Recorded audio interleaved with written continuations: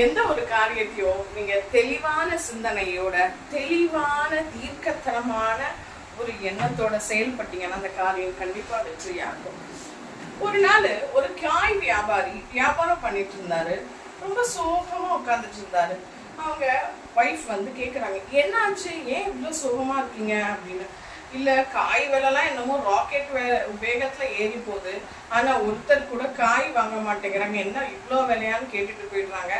நம்மள மாதிரி வியாபாரம் பண்றவங்களுக்கு இதுதானே வழி, எனக்கு ஒண்ணுமே புரியல, இன்னைக்கு என்ன பண்றதுன்னு தெரியலன்னு ரொம்ப வருத்தப்பட்டார்.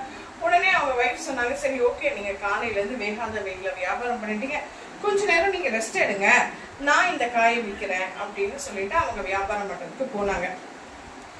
கொஞ்ச நேரத்துல இவர் எந்திரிச்சு பாக்குறாரு. எந்திரிச்சு பார்த்தா எல்லா காயுமே வித்துருச்சு. அவருக்கு ஒரே ஷாக்கு. ஏண்டி அறிவு கெட்டவளே, இப்படி நஷ்டத்துக்கு வியாபாரம் பண்ணுவ, வியாபாரம் நடக்கலன்னா கூட பரவாயில்லடி, ஏண்டி இப்படி பண்ண அப்படின்னு திட்டாரு.